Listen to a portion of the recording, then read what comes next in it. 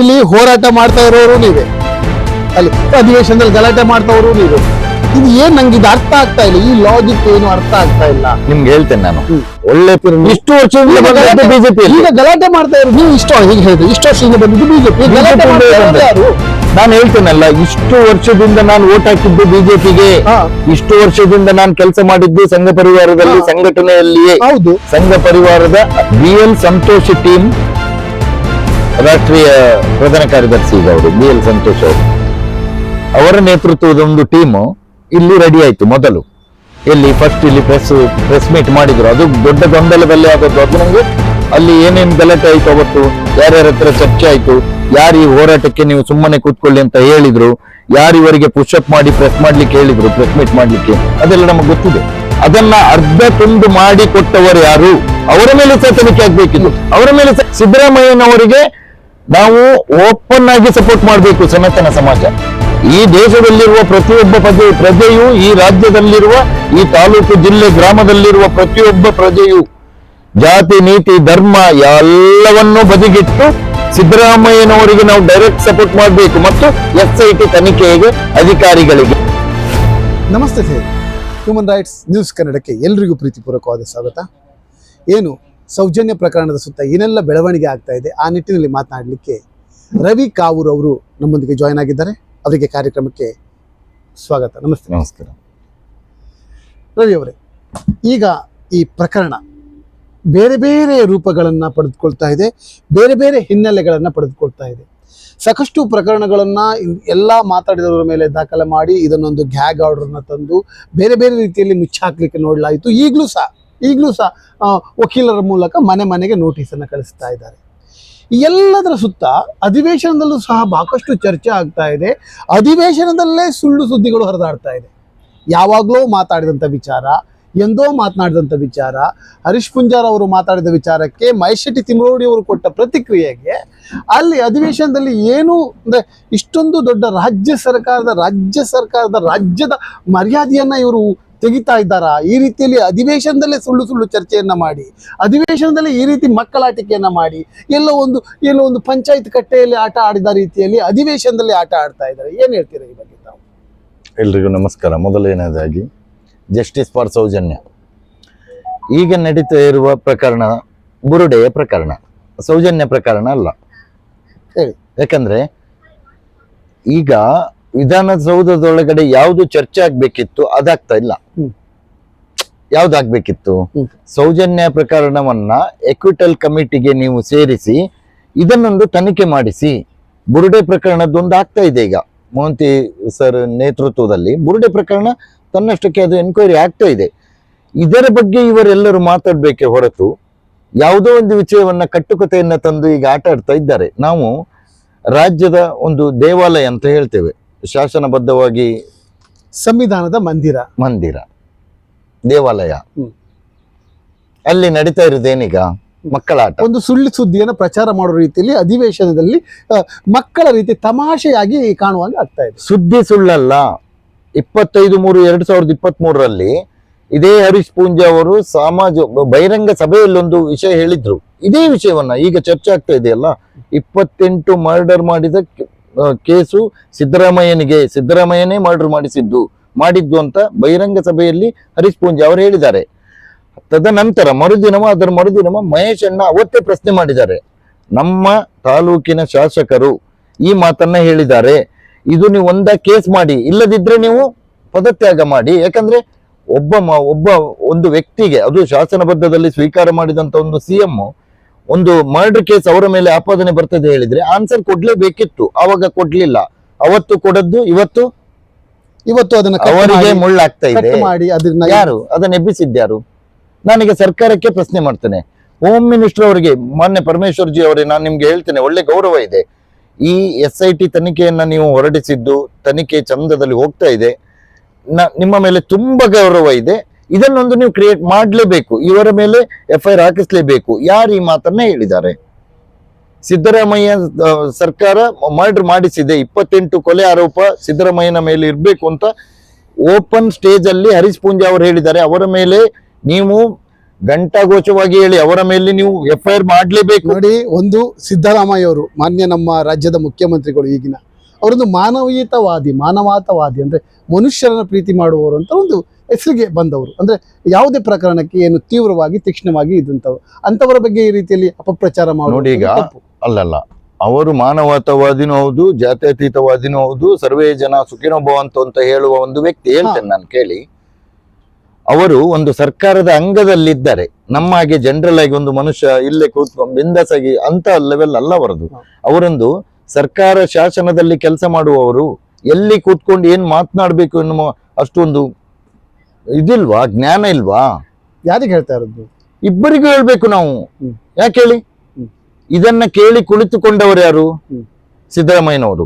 ಅವರು ಒಂದು ಪ್ರಶ್ನೆ ನಾನು ನಿಮ್ಮ ಹತ್ರ ಕೇಳಲೇಬೇಕು. ಒಂದು ಪ್ರಶ್ನೆಯನ್ನ, ನೀವು ಯಾವ ಪಕ್ಷದಲ್ಲಿ ಗುರುತಿಸಿಕೊಂಡವರು? ನನ್ನದು ಯಾವ ಪಕ್ಷನೂ ಇಲ್ಲ. ನೀವು ಯಾವ ಹಿಂದುತ್ವವನ್ನ ಇದು ಪ್ರತಿಪಾದಿಸ್ತೀರ? ಇಷ್ಟು ವರ್ಷದಿಂದ ಬಂದದ್ದು ಬಿಜೆಪಿ. ಈಗ ಗಲಾಟೆ ಮಾಡ್ತಾ ಇರೋದು ನೀವು. ಈಗ ಹೇಳಿದ್ರೆ ಇಷ್ಟು ವರ್ಷದಿಂದ ಬಂದಿದ್ದು ಬಿಜೆಪಿ. ಯಾರು? ನಾನು ಹೇಳ್ತೇನಲ್ಲ, ಇಷ್ಟು ವರ್ಷದಿಂದ ನಾನು ವೋಟ್ ಹಾಕಿದ್ದು ಬಿಜೆಪಿಗೆ. ಇಷ್ಟು ವರ್ಷದಿಂದ ನಾನು ಕೆಲಸ ಮಾಡಿದ್ದು ಸಂಘ ಪರಿವಾರದಲ್ಲಿ, ಸಂಘಟನೆಯಲ್ಲಿಯೇ. ಹೌದು, ಸಂಘ ಪರಿವಾರದ ಅಂಡರ್ ಅಲ್ಲಿರುವ ಸಂಘಟನೆಯಲ್ಲಿ ನಾವು ಕೆಲಸ ಮಾಡಿದವರು ನಾವು. ಹಾಗಾದ್ರೆ ನಮಗೆ ಯಾರ ಮೇಲೆ ಮಾತಾಡ್ಬೇಕು, ಯಾರ ಮೇಲೆ ಎಲ್ಲ ನಮಗೆ ಅರ್ಥ ಆಗಿಯೇ ನಾವು ಮಾತನಾಡ್ತಾ ಇದ್ದದ್ದು. ನೋಡಿ, ಬುರುಡೆ ಪ್ರಕರಣ ಧರ್ಮಸ್ಥಳಕ್ಕೆ ಸಂಬಂಧ ಇಲ್ಲದ ಧರ್ಮಸ್ಥಳ ಗ್ರಾಮದಲ್ಲಿ ನಡೆದಿದೆ ಎನ್ನುವ ಒಂದು ತನಿಖೆಯನ್ನ SIT ಅವರು ನಿಯತ್ತಾಗಿ ಮಾಡ್ತಾ ಇದ್ದಾರೆ ನೀಟಲ್ಲಿ. ಬಿಜೆಪಿ ಅವರು ಏನ್ ಮಾಡ್ಬೇಕಿತ್ತು? ಸೌಜನ್ಯ ಪ್ರಕರಣವನ್ನ SIT ಎಕ್ವಿಟಲ್ ಕಮಿಟಿ ರೆಡಿ ಮಾಡಿ ನೀವು ತನಿಖೆಗೆ ಕೊಡಿ ಅಂತ ಇವರು ಆಗ್ರಹ ಮಾಡ್ಬೇಕಿತ್ತು. ಅದು ಬಿಟ್ಟು ಅಂತ ಒಂದು ನಿಷ್ಠಾವಂತ ಹೋರಾಟಗಾರನ ಮೇಲೆ ನೀವು ಬಂಧನ ಮಾಡಿಸ್ಲಿಕ್ಕೆ ಇಷ್ಟು ನೀವು ಕುತಂತ್ರ ನಡೆಸ್ತಾ ಇದ್ದೀರಲ್ಲ, ಇದು ಎಲ್ಲ ಮಾಡುವುದು ಸೌಜನ್ಯ ಶಕ್ತಿಯೇ. ಬಿಜೆಪಿ ಅವ್ರಿಗೆ ಹೇಳ್ತಾ ಇದ್ದೇನೆ, ನೀವು ಹುಚ್ಚಿಡಿತಾ ಇದೆ, ನಿಮಗೆ ಮಾಡಬೇಡಿ ಆ ಕೆಲಸ. ಸ್ವಲ್ಪ ಕುಳಿತುಕೊಂಡು ಆಲೋಚನೆ ಮಾಡಿ ಯಾವ ವಿಷಯವನ್ನ ಸಾಮಾಜಿಕವಾಗಿ ಚರ್ಚೆ ಮಾಡಬೇಕು. ಪ್ರತಿಯೊಬ್ಬರು ಸೋಷಿಯಲ್ ಮೀಡಿಯಾದಲ್ಲಿ ಪ್ರತಿಯೊಬ್ಬ ಸಮಾಜವೂ ಈಗ ಆಕ್ಟಿವ್ ಆಗಿದ್ದಾರೆ, ನೋಡ್ತಾ ಇದ್ದಾರೆ, ಎಲ್ಲರ ನಾಟಕವನ್ನು ನೋಡ್ತಾ ಇದ್ದಾರೆ. ನಾನು ಅದನ್ನ ಹೇಳುದು. ಇರ್ಲಿ, ನೀವು ಅದೇ ಪ್ರಶ್ನೆಗೆ ಬರ್ತೇನೆ. ಈಗ ಮಹೇಶ್ ಶೆಟ್ಟಿ ತಿಮ್ಮರೋಡಿ ಅವರು ಏನು ಈ ನಮ್ಮ ವಾಜಪೇಯಿ ಅವರ ಕಾಲದಿಂದ ಮತ್ತೆ ನಮ್ಮ ಅಡ್ವಾಣಿ ಅವರ ಕಾಲದಿಂದ ರಾಮ ಮಂದಿರ ಅದಿದ್ದಕ್ಕೆಲ್ಲ ಹೋರಾಡಿ ನಾನಾ ಪ್ರಕರಣಗಳನ್ನ ಹಾಕೊಂಡವರು. ಈಗ ಅವರನ್ನೇ ಇದೇ ಬಿಜೆಪಿಯವರು ಅವರ ಹೋರಾಟದಿಂದ ಗೆದ್ದು ಇವತ್ತು ಸೀಟನ್ನ ಕೂತ್ಕೊಂಡು ರಾಜ್ಯಭಾರವನ್ನ ಮಾಡ್ತಾ ಗಮ್ಮತ್ನಲ್ಲಿ ಇರುವವರು ಇವರೇ. ಆ ವ್ಯಕ್ತಿ ಒಂದು ರೀತಿ ಕ್ರಿಮಿನಲ್ ಹಿನ್ನೆಲೆ ಇರುವಂತವನು ಅನ್ನೋ ರೀತಿಯಲ್ಲಿ ಅಧಿವೇಶನದಲ್ಲಿ ಏಕವಚನ ಪ್ರಯೋಗವನ್ನ ಮಾಡ್ತಾರೆ. ಇದು ಯಾವ ರೀತಿಯ ಹುನ್ನಾರ ನಿಮ್ಮ ಬಿಜೆಪಿದು ಅಂತ? ಯಾರಿಗೆ ಬಿಟ್ಟಿದ್ದಾರೆ ಸರ್ ಇವರು? ಯಾರಿಗೆ ಬಿಟ್ಟಿದ್ದಾರೆ ಇವರು? ರಾಜ್ಯಕ್ಕೆ ನೀವು ಒಂದೊಂದು ತುಣುಕನ್ನು ಹಾಕ್ಬೇಕು. ಇವರು ಈ ಕ್ಯಾನ್ವಾಸಿಗೆಲ್ಲ ಹೋಗುವಾಗ ಒಬ್ಬೊಬ್ಬರು ಒಂದೊಂದು ಮಾತಾಡ್ತಾರೆ, ಯೂಸ್ ಮಾಡ್ತಾರೆ, ನೋಡಿದಿರಲ್ಲ. ಸಾಮಾಜಿಕವಾಗಿರುವ ವ್ಯಕ್ತಿಗಳು ಇವರು ಯಾರನ್ನು ಬಿಡ್ಲಿಲ್ಲ. ಇವರಿಗೆ ಹೇಗೆ ಅಂದ್ರೆ ಇದೊಂದು ರೂಢಿಯಾಗಿ ಹೋಗಿದೆ. ಇದು ತಪ್ಪಬೇಕು, ಅದಕ್ಕೋಸ್ಕರವೇ ಈ ಹೋರಾಟ. ಅಲ್ಲ, ಈಗ ಬಿಜೆಪಿ ಅವರಿಗೆ ಮಹೇಶ್ ಶೆಟ್ಟರ ಮೇಲೆ ಇಷ್ಟೊಂದು ಹಾಗೆ ಯಾಕೆ ಅಂತ ಅದಕ್ಕೆ ನಂಗೆ ಉತ್ತರ ಬೇಕು. ಸತ್ಯ ಮಾತಾಡಿದವನಿಗೆ ಎಲ್ಲರೂ ಹಾಗೇನೆ. ಇಲ್ಲಿ ಸತ್ಯದ ಪರವಾಗಿ ಯಾರು ಹೋರಾಟ ಮಾಡ್ತಾರೆ ಅವರಿಗೆಲ್ಲರಿಗೂ ಇದೇ ಪರಿಸ್ಥಿತಿ. ಅದು ಚೇಂಜ್ ಆಗ್ಬೇಕಾಗಿಯೇ ನಾವು ಕಟಿಬದ್ಧರಾಗಿ ನಿಂತದ್ದಿದ್ರಲ್ಲಿ. ಒಂದು ಆರ್ ಅಶೋಕ್ ಅವರು ಒಂದು ತಪ್ಪಿ ಒಂದು ಮಾತನ್ನು ನೋಡಿ, ಆರ್ ಅಶೋಕ್ ಅವರು ವಿರೋಧ ಪಕ್ಷದ ನಾಯಕ, ರಾಜ್ಯದ ಭಾಜಪದ ವಿರೋಧ ಪಕ್ಷದ ನಾಯಕ. ಅವರು ಯಾವ ಲೆವೆಲ್ ಅಲ್ಲಿ ಮಾತಾಡ್ಬೇಕಿತ್ತು ಗೊತ್ತಾ? ನಾನು ಹೇಳ್ತೇನೆ ನಿಮ್ಗೆ. ತಪ್ಪಿ ಒಂದು ಮಾತಾಡಿದ್ರು, ಅದನ್ನ ಡಿಲೀಟ್ ಮಾಡಿ ಅಂತ ಸಹ ಹೇಳಿದ್ರು ಅಧಿವೇಶನದಲ್ಲಿ. ನಾನು ಸ್ಟಾರ್ಟಿಂಗ್ ನಿಂದವೇ ಹೇಳ್ತೇನೆ ನಿಮ್ಗೆ, ಆರ್ ಅಶೋಕ್ನವರ ಬಗ್ಗೆ ಹೇಳ್ತೇನೆ. ಒಂದು ವಿರೋಧ ಪಕ್ಷದ ನಾಯಕ ಆಗಿ ಇವರು ಹೇಗೆ ಮಾತಾಡ್ಬೇಕಿತ್ತು? ಅವನು ಮುಸಲ್ಮಾನ ಮುಸುಗುದಾರಿ ಅಂತ ಒಂದು ಕತೆ ಕಟ್ಟಿದ್ರು ಇವರು. ಯಾರ ಯೋಗ್ಯತೆಯನ್ನ ಯಾರು ಕಳ್ಕೊಳ್ತಾ ಇದ್ದಾರೆ ನೀವು ಸಮಾಜ ಅರ್ಥ ಮಾಡ್ಕೊಳ್ಳಿ. ನಾನು ಸಮಾಜಕ್ಕೆ ಹೇಳ್ತಾ ಇರೋದು ಇವರ ವಿಷಯವನ್ನ. ಮುಸಲ್ಮಾನ ಅವನು ಮುಸುಕುದಾರಿ ಮುಸಲ್ಮಾನ ಅಂತ ಹೇಳಿದ್ರು. ಮೊನ್ನೆ ಅವರೇ ವಿಧಾನಸೌಧದ ಒಳಗಡೆ ಆ ವ್ಯಕ್ತಿಯ ಬುರುಡೆ ಭೀಮಾ ಅಂತ ನಾವು ಈಗ ಕರಿತಾ ಇದ್ದಾರಲ್ಲ, ಅವನ ಹೆಸರನ್ನೇ ಇವರು ಅಧಿಕೃತವಾಗಿ ಇವರ ಮೇಲೆ ಕೇಸ್ ಆಗ್ಬೇಕಿತ್ತು. ಆಕ್ಚುಲಿ ನಾನು ಹೇಳುದೀಗ ಈ ಸರ್ಕಾರದ ಮೇಲೆ ನಾನೇ, ಗೃಹ ಮಂತ್ರಿ ಅವರೇ, ನಿಮ್ಗೆ ಕಿವಿ ಕೇಳಿಸೋದಿಲ್ವಾ? ಅವರ ಮೇಲೆ ಕೇಸ್ ಮಾಡಿ ಅಧಿಕೃತವಾಗಿ ಯಾವ ಇಲಾಖೆ ಹೇಳ್ಬೇಕಿತ್ತು ಆ ಬುರುಡೆ ಭೀಮನ ಒರಿಜಿನಲ್ ಹೆಸರನ್ನ? ಯಾರು ಹೇಳಿದ್ರು? ಈಗ ಸಮಾಜ ಸಾವಿರ ಮಾತಾಡ್ತದೆ. ಸಮಾಜ ಹೇಳಿದ್ದನ್ನ ನಮ್ಗೆ ಸಹ ಹೆಸರು ಗೊತ್ತಿದೆ. ಅಧಿಕೃತವಾಗಿ ಯಾರು ಹೇಳ್ಬೇಕಿತ್ತು ಸರ್? ವಿಧಾನಸೌಧದ ಒಳಗಡೆ ಆ ವ್ಯಕ್ತಿ ಹೇಳಿದ್ದಾರೆ, ಅವರ ಮೇಲೆ ಸಹ FIR ಆಗ್ಬೇಕು. ಮತ್ತೆ ಇವತ್ತು ಅರ್ಧ ತುಣುಕು ಕೊಟ್ಟು ಮರ್ಡರ್ ಕೇಸ್ ಇದೆ ಅಂತ ಒಂದು ಮರ್ಡರ್ ಈಗ ಸಿದ್ದರಾಮಯ್ಯನವರಿಗೆ ಹೇಳಿದ್ದಾರೆ ಅಂತ ಒಂದು ಮಹೇಶ್ ಅಣ್ಣನ ಒಂದು ಅರ್ಧ ತುಣುಕು, ಅದನ್ನ ಅರ್ಧ ತುಂಡು ಮಾಡಿ ಕೊಟ್ಟವರು ಯಾರು? ಅವರ ಮೇಲೆ ಸಹ ತನಿಖೆ ಆಗ್ಬೇಕಿದ್ದು, ಅವರ ಮೇಲೆ ಸಹ ಕೇಸ್ ಆಗ್ಬೇಕು. ಯಾಕಂದ್ರೆ ಶಾಸನಬದ್ಧದಲ್ಲಿ ಸಂವಿಧಾನದ ಅಡಿಯಲ್ಲಿ ವಿಧಾನಸೌಧ ಅಂದ್ರೆ ನಾವು ಕೈ ಮುಗಿದು ಒಳಗೆ ಬಾ ಅಂತ ಬೋರ್ಡ್ ನೋಡ್ತೇವೆ ನಾವು. ಎಲ್ಲಿ? ಪ್ರತಿಯೊಬ್ಬ ಸರ್ಕಾರಿ ಇಲಾಖೆಯ ಬೋರ್ಡ್ ಅಲ್ಲಿ ನಾವು ನೋಡಿದ್ದೇವೆ, ಕೈ ಮುಗಿದು ಒಳಗೆ ಬನ್ನಿ. ಶಾಲೆಗೆ ಹೋಗುವಾಗ ನಾವು ಸಹ ಗೌರ್ಮೆಂಟ್ ಸ್ಕೂಲಲ್ಲೇ ಕಲ್ತವ್ರು, ಖಂಡಿತ ಅದರ ಜ್ಞಾನ ಇದೆ ನಮ್ಗೆ. ಇವರು ಅಲ್ಲಿ ಒಳಗೆ ಕೂತ್ಕೊಂಡು ಇಷ್ಟು ಸುಳ್ಳು ಹೇಳ್ತಾರೆ, ಇಷ್ಟು ಡೋಂಗಿಗಳಿದ್ದಾರೆ ಅಂದ್ರೆ ಸಮಾಜ ಅರ್ಥ ಮಾಡ್ಕೊಳ್ಬೇಕು. ನಾವು ಸಮಾಜಕ್ಕೆ ಹೇಳ್ಬೇಕು ಈ ವಿಷಯದಲ್ಲಿ. ಸಮಾಜವನ್ನೇ ನಾವು ಪ್ರಶ್ನೆ ಮಾಡ್ಬೇಕು. ಸಮಾಜ ಬಾಯ್ ಬಿಟ್ಟು ನೀವೇ ಪ್ರಶ್ನೆ ಮಾಡಿ, ಇವರು ಯಾಕೆ ಹೀಗೆ ಮಾತಾಡ್ತಾ ಇದ್ದಾರೆ, ಮಹೇಶ್ ಅಣ್ಣಂದು ತಪ್ಪ ಅಲ್ಲ, ಯಾರ್ದು ತಪ್ಪು, ನೀವೇ ಕಮೆಂಟ್ ಮಾಡಿ, ನೀಟಲ್ಲಿ ಹೇಳಿ ಯಾರ್ದು ಅಂತ. ಇಲ್ಲಿ ಹೋರಾಟ ಮಾಡ್ತಾ ಇರೋರು ನೀವೇ, ಅಲ್ಲಿ ಅಧಿವೇಶನದಲ್ಲಿ ಗಲಾಟೆ ಮಾಡ್ತಾವರು ನೀವೇ. ಇದು ಏನ್ ನಂಗೆ ಇದು ಅರ್ಥ ಆಗ್ತಾ ಇಲ್ಲ, ಈ ಲಾಜಿಕ್ ಏನು ಅರ್ಥ ಆಗ್ತಾ ಇಲ್ಲ. ನಿಮ್ಗೆ ಹೇಳ್ತೇನೆ ನಾನು, ಒಳ್ಳೆ ಪ್ರಶ್ನೆ ಕೇಳಿದ್ರಿ. ನೀವು ಕರೆಕ್ಟ್ ಆಗಿ ಅಬ್ಸರ್ವ್ ಮಾಡಿ. ಏನಂದ್ರೆ ಭಾಜಪ ಕಡೆಯವರಿಗೆ ನಮ್ಗೆ ಅಪೋಸಿಟ್ ಆಗಿದ್ದಾರೆ. ಈ ನಮ್ಮ ಹೋರಾಟದಲ್ಲಿರುವವರು ಯಾರು? ಒರಿಜಿನಲ್ ಹಿಂದೂ ಸಂಘಟನೆಯ, ಸನಾತನ ಧರ್ಮದ ಹಿಂದೂ ಸಂಘಟನೆ ಕಾರ್ಯಕರ್ತರು. ಹೊರಗಿನವರು ಯಾರು ಇಲ್ಲ ಇಲ್ಲಿ. ಹೊರಗಿನವರು ಮೊನ್ನೆ SDP ಅವರು ಬಂದ್ರು ಅಂತ ಒಂದು ಆಪಾದನೆ ಮಾಡ್ತಾ ಇದ್ರು. ಅದಕ್ಕೆ ಬೇಕಾಗುವ ಕೆಲವು ವ್ಯಕ್ತಿಗಳು ಕೊಟ್ಟಿದ್ದಾರೆ. ಯಾಕಂದ್ರೆ ಭಾಜಪದ ಒಂದು ಅಂಗ SDPI ಅಂತ. ಯಾಕಂದ್ರೆ ಅದು ಕಣ್ಣಲ್ಲಿ ಕಾಣಿಸ್ತದೆ. ನಾವು ಇಷ್ಟು ವರ್ಷದಿಂದ ಬಿಜೆಪಿ ಬರದ ಒಂದು ಕ್ಷೇತ್ರದಲ್ಲಿ SDPI ಗೌರ್ಮೆಂಟ್ ಮಾಡ್ತಾ ಇದೆ ಕೊಡಗು ಜಿಲ್ಲೆಯಲ್ಲಿ. ಇದನ್ನು ನಾವು ಪ್ರಶ್ನೆ ಮಾಡಿದ್ರೆ ನಾವು ದೇಶದ್ರೋಹಿಗಳು, ಧರ್ಮದ್ರೋಹಿಗಳು ನಾವು.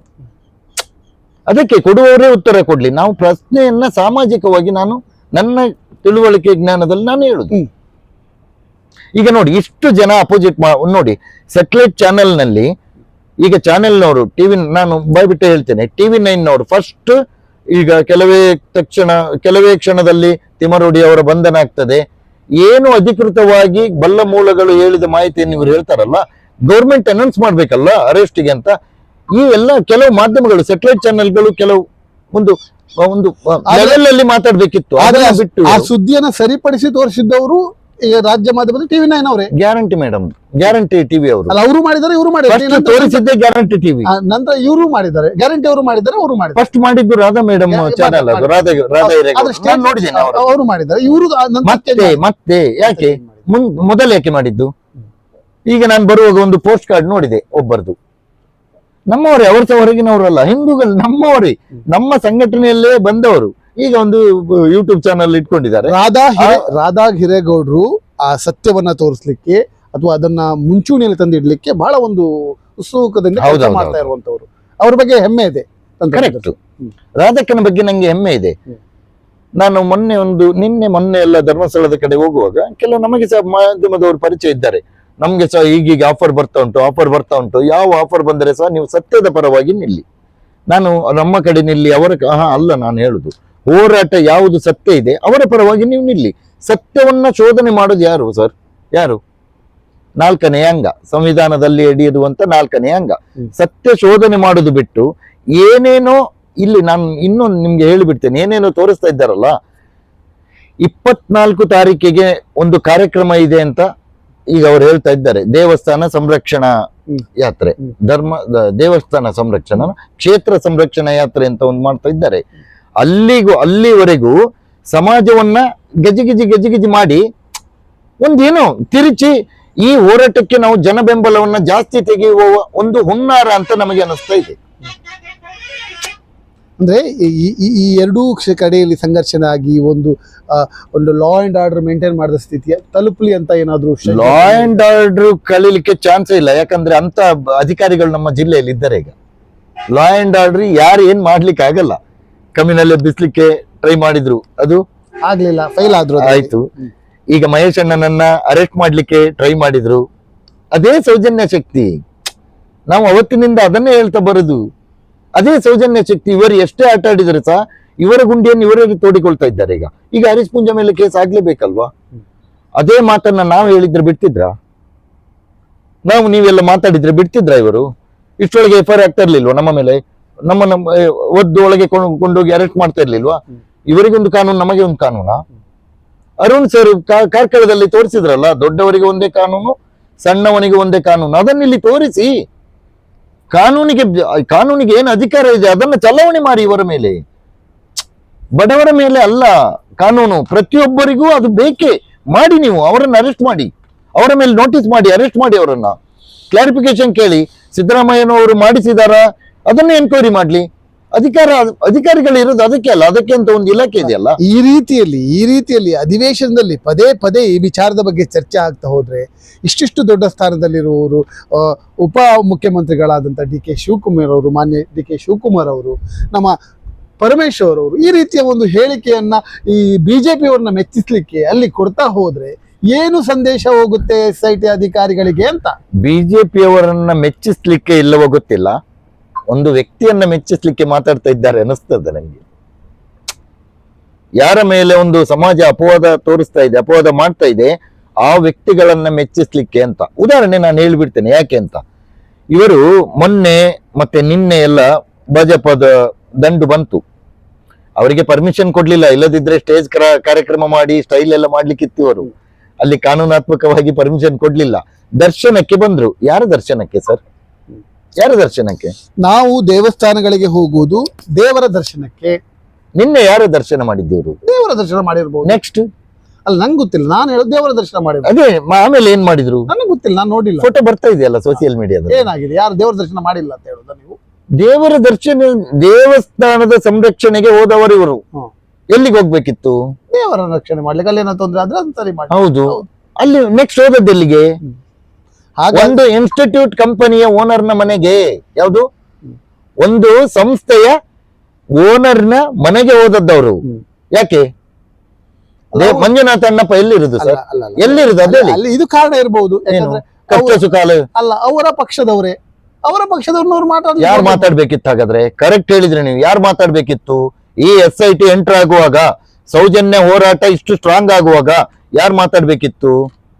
ಹೇಳೀಗ ಯಾರು ಮಾತಾಡ್ಬೇಕಿತ್ತು? ನೀವ್ ಹೇಳಿ. ನೀವೇ ಕೇಳಿದ್ದಲ್ಲ. ನಾವು ಪ್ರಶ್ನೆಯನ್ನ ಮಾತ್ರ ಅದೇ ಯಾರು ಮಾತಾಡ್ಬೇಕಿತ್ತು? ಸಮಾಜಕ್ಕೆ ಗೊತ್ತಿದೆಯಲ್ಲ.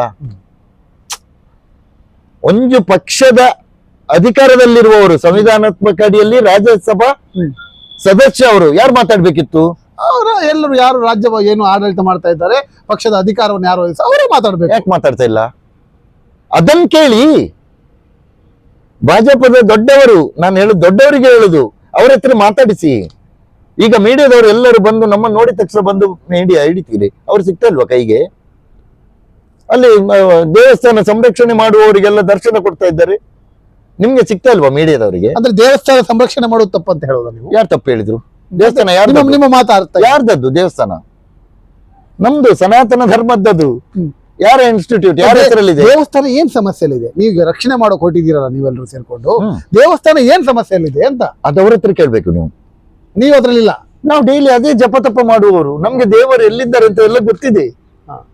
ಅಲ್ಲ, ಮೊನ್ನೆ ಇತ್ತೀಚೆಗೆ ನಿಮ್ಮವರ ಹೋರಾಟಗಾರರು ಹೌದು ಏನು ಮಂಗಳೂರಿನಲ್ಲಿ ಪ್ರೆಸ್ ಮೀಟ್ ಕರೀತಾರೆ, ನಾವು ಸಹ ಅದೇ ದಿವಸ ಅಲ್ಲಿಗೆ ಹೋಗ್ತಿದ್ದೀವಿ ಅಂತ ಹೇಳ್ತಾ ಇದ್ದಾರೆ. ನೋಡಿ, ಇವರು ಆಟ ಆಡಿದ್ರೆ ನಮ್ಗೆ ಆಟ ಆಡ್ಲಿಕ್ಕೆ ಗೊತ್ತಿಲ್ವಾ? ಅವರಿಗೆ ಪರ್ಮಿಷನ್ ಕೊಟ್ರೆ ನಮಗೆ ಸಹ ಕೊಡ್ಬೇಕಲ್ಲ. ಸಿಂಪಲ್ ಲಾಜಿಕ್ ಅಲ್ಲ ಇದು? ಆಲೋಚನೆ ಮಾಡ್ಲೇಬೇಕಲ್ಲ, ಸಮಾಜಕ್ಕೆ ಗೊತ್ತಾಗ್ತದೆ ಅದು. ಅವರಿಗೆ ಕೊಟ್ರೆ ನಮ್ಗೆ ಕೊಡ್ಲೇಬೇಕು. ಈಗ ಅವರಿಗೆ ಎಲ್ಲಿ ಕೊಟ್ಟಿದ್ದಾರೆ ಅಂತ ಗೊತ್ತಿಲ್ಲ. ಫ್ರೀಡಂ ಪಾರ್ಕ್ ಬೆಂಗಳೂರು ಅಂತ ಏನೋ ಹೇಳ್ತಾ ಇದ್ದಾರೆ, ಅಧಿಕೃತವಾಗಿ ಅವರೇ ತಿಳಿಸ್ಬೇಕು. ಮಾಡಿ.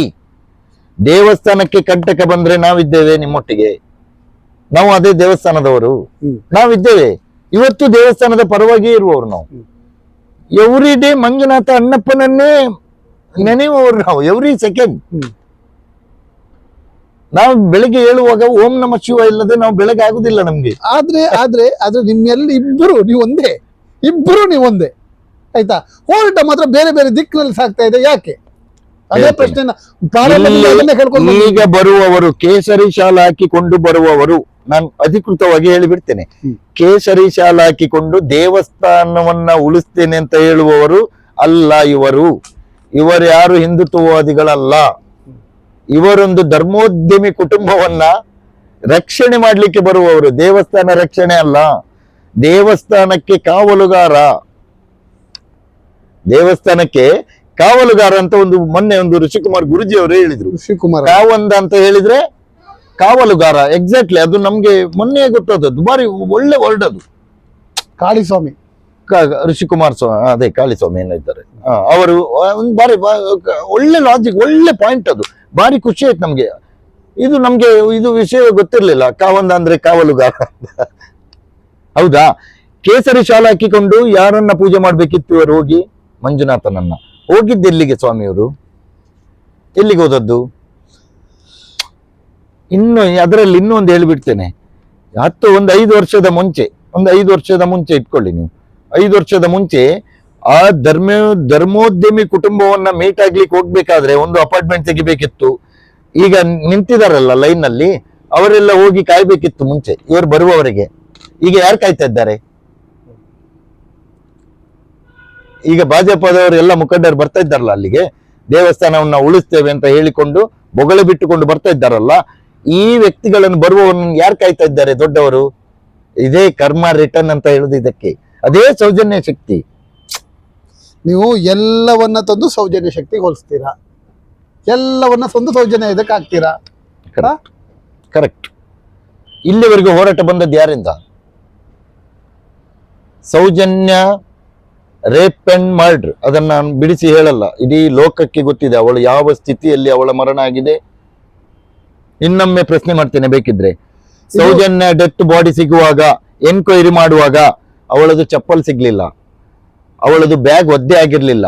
ಇನ್ನೊಮ್ಮೆ ನೀವು ಕರೆಕ್ಟ್ ಆಗಿ ವೀಕ್ಷಣೆ ಮಾಡಿ. ವೀಕ್ಷಕರಿಗೆ ನಾನು ಹೇಳುದು, ನೀವು ಪ್ರಶ್ನೆ ಮಾಡಿ, ಯಾಕೆ ಇದು, ಯಾರಿಂದ ತಪ್ಪಾಯ್ತು ಅಂತ ನೀವೇ ಪ್ರಶ್ನೆ ಮಾಡಿ, ಸಮಾಜವೇ ಪ್ರಶ್ನೆ ಮಾಡಿ. ನಾವು ಅದನ್ನೇ ಕುಟ್ಟಿ ಕುಟ್ಟಿ ಹೇಳುದು ನಿಮ್ಗೆ ಅರ್ಥ ಆಗ್ಲಿ ಅಂತವೆ. ಬಟ್ಟೆ ಅವಳದು ಒಳ ಉಡುಪಿ ಇರ್ಲಿಲ್ಲ, ಬ್ಯಾಗ್ ಒದ್ದೆ ಆಗ್ಲಿಲ್ಲ, ಅವಳ ಟೈಯಲ್ಲೇ ಕಟ್ಟಿದ್ದಾರೆ. ಒಂದು ಮಗುವನ್ನ ಸಾಯಿಸುವಾಗ ಅದು ಒದ್ದಾಡಿದ್ದು ಎಲ್ಲ ಸೀನ್ ಬೇಕಲ್ಲ, ಏನ್ ಇರ್ಲಿಲ್ಲ ಅಂತ ಅಲ್ಲಿ ಕೆಲವೆಲ್ಲ ಡಾಕ್ಯುಮೆಂಟ್ಲಿ ಇದೆ. ಎಲ್ಲರೂ ಸರ್ಚ್ ಮಾಡಿ ಓದಿ ಸತ್ಯಪರ ಹೋರಾಟಕ್ಕೆ ಸಪೋರ್ಟ್ ಮಾಡಿ. ಅದನ್ನೇ ಕೇಳುದು ನಾವು. ಈಗ ಇವೆಲ್ಲವೂ ಒಂದು ಹಂತದಲ್ಲಾಯ್ತು, ಮುಗಿತಾ ಬಂತು. ಈಗ ಬುರುಡೆ ಪ್ರಕರಣಗಳು ನಾನಾ ತಿರುವುಗಳನ್ನು ತಗೊಂತು. ಒಂದ್ಸಲ ಸಿಕ್ಲಿಲ್ಲ ಅಂತ ಆಯ್ತು. ಇವತ್ತು ಅಧಿವೇಶನದಲ್ಲೇ ಮಾನ್ಯ ಗೃಹ ಸಚಿವರು ಹೇಳಿದ್ರು, ಇಂತಿಷ್ಟು ಸಿಕ್ಕಿದೆ, ಇಲ್ಲಿ ಸಿಕ್ಕಿದೆ, ಮತ್ತೆ ಮಣ್ಣಿನ ಪರೀಕ್ಷೆ ಆಗ್ತಾ ಇದೆ, ಅದಿನ್ನು ತನಿಖೆ ಬರಬೇಕು, ವರದಿ ಆಗಬೇಕು, ಅದರ ಬಗ್ಗೆ ಈಗ ಹೇಳಲಿಕ್ಕೆ ಆಗೋದು ಅಂತ ಅವ್ರು ಸಿಕ್ಕಿದೆ ಅಂತ ಅಧಿವೇಶನದಲ್ಲೇ ಹೇಳಿಬಿಟ್ರು. ಆಯ್ತಾ? ಅದೆಲ್ಲವೂ ಒಂದು ಕಡೆ ಕರೆಕ್ಟ್ ಆಗಿ ನಡೀತಾ ಇದೆ.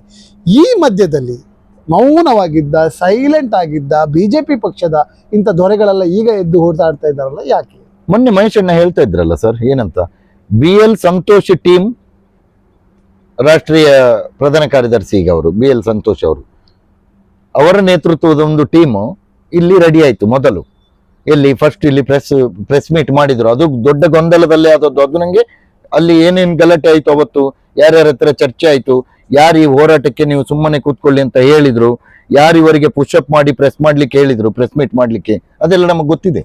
ಅಲ್ಲ, ನನ್ಗನ್ಸುತ್ತೆ ಇಲ್ಲಿ ಯಾರಾದ್ರೂ ಈ ನಿಮ್ಮ ಧರ್ಮದ ಒಂದು, ಈಗ ನೀವು ಧರ್ಮ ಅಂದ್ಕೊಂಡು ಇಲ್ಲಿ ದಕ್ಷಿಣ ಕನ್ನಡ ಜಿಲ್ಲೆಯಲ್ಲಿ ಹೊಡೆದಾಡುವವರು, ನೀವೊಂದು ಧರ್ಮದ ಭಾಗ ಆಗಿದ್ದೀರಾ, ಅವರೊಂದು ಧರ್ಮದ ಭಾಗ ಆಗಿದ್ದೀರಾ. ಈ ಧರ್ಮಗಳ ನಡುವೆ ಏನಾದ್ರೂ ಒಡುಕು ತರುವಂತ ಯಾರಾದ್ರೂ ಹುನ್ನಾರ ನಡೀತಾ ಇದೆಯಾ? ಇಲ್ಲಿ ನ್ಯಾಯ ಕೇಳುವಾಗ ಹುನ್ನಾರದ ವಿಷಯ ಬೇಕಂತ ನಾನು ಕೇಳುದು.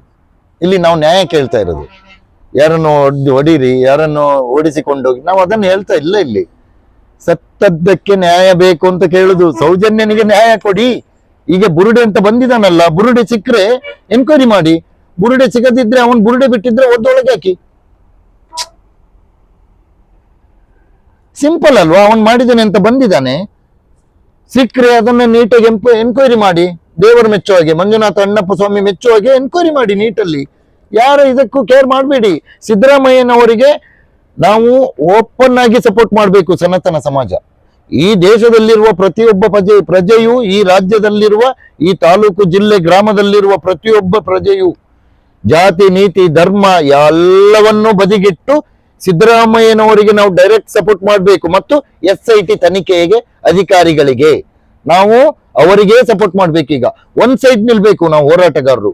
ಅಧಿಕಾರಿಗಳಿಗೆ, ರಾಜ್ಯ ಸರ್ಕಾರಕ್ಕೆ ನಾವು ಸಪೋರ್ಟ್ ಮಾಡ್ಲೇಬೇಕು. ಯಾಕಂದ್ರೆ ನಿಯತ್ತಿನ ಎನ್ಕ್ವೈರಿ ಆಗ್ಬೇಕು, ಯಾವುದು ಡೋಂಗಿ ಆಗ್ಬಾರ್ದು. ಇದ್ರಲ್ಲಿ ನೇರ ಪ್ರಶ್ನೆಯನ್ನ ಕೇಳಿದ್ದೀನಿ, ಅವರ ಪರವಾಗಿಯೂ ಕೇಳಿದ್ದೀನಿ, ನಿಮ್ಮ ಪರವಾಗಿಯೂ ಹೌದು. ನನ್ನ ಕೆಲಸ, ಪತ್ರಕರ್ತನ ಕೆಲಸ ಬೇಕಲ್ಲ.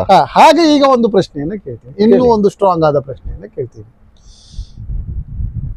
ಈ ನಮ್ಮ ಉಡುಪಿ ಜಿಲ್ಲೆ, ದಕ್ಷಿಣ ಕನ್ನಡ ಜಿಲ್ಲೆ, ಇಲ್ಲಿ ಯಾವಾಗಲೂ ಕೋಮು ಸಂಘರ್ಷ ಅದಿದಕ್ಕೆ ನೂರಾರು ಕಾರಣಗಳನ್ನ, ನೂರಾರು ಮಗಲುಗಳನ್ನ ಹುಡುಕಿ ತರ್ತಾರೆ.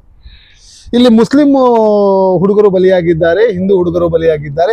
ಎಲ್ಲರೂ ಬಲಿಯಾದವರು ಕರೆಕ್ಟ್ ಹಿಂದುಳಿದ ವರ್ಗಕ್ಕೆ ಸೇರಿದವರು. ಯಾರು ಅಂದ್ರೆ ಕೆಳ ವರ್ಗಕ್ಕೆ ಸೇರಿದ ಬಡವರು, ಅಂದ್ರೆ ಆ ವರ್ಗ ಬಡವರು, ಅಂದ್ರೆ ಬಡವರ ಮನೆಯ ಮಕ್ಕಳು. ಅಲ್ಲ, ಹಿಂದುತ್ವ ಸನಾತನ ಧರ್ಮ ಉಳಿದದ್ದು ಬಡವರಿಂದವೇ, ಹ್ಮ್. ಕಲಿತವರಿಂದ ಅಲ್ಲ ಇಲ್ಲಿ. ಹೌದು, ಎರಡೂ ಕಡೆಯಿಂದ ಇದಾಗಿದೆ.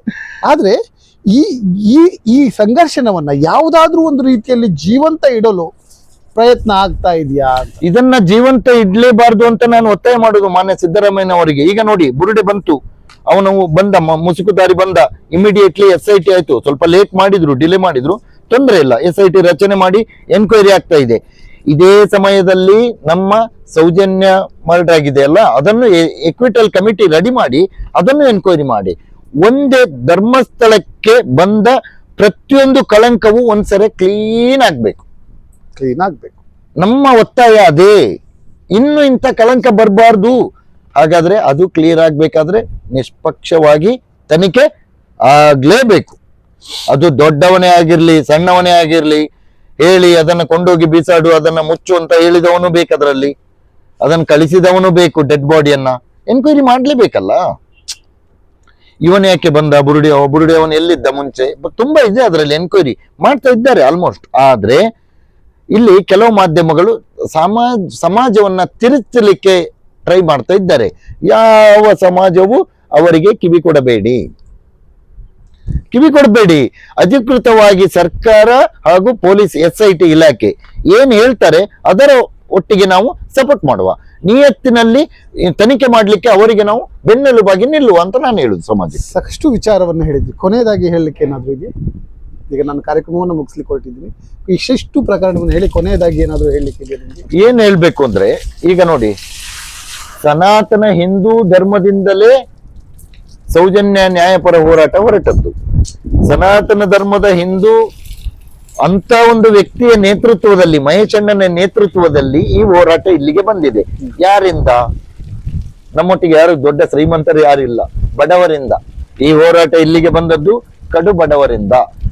ಪ್ರತಿಯೊಬ್ಬರು ನಮ್ಮ ಹೋರಾಟಕ್ಕೆ, ಸತ್ಯದ ಪರ ಹೋರಾಟ, ನ್ಯಾಯಪರ ಹೋರಾಟಕ್ಕೆ ನೀವು ಸಪೋರ್ಟ್ ಮಾಡಿ. ಈಗ ನ್ಯೂಟ್ರಲ್ ಆಗಿದ್ದ ಕಾರ್ಯಕರ್ತರಿದ್ದಾರೆ ನಮ್ಮದ್ರಲ್ಲಿ, ನ್ಯೂಟ್ರಲ್ ಆಗಿ ಎಲ್ಲ ಎರಡು ಕಡೆ ನೋಡ್ತಾ ಇದ್ದಾರೆ.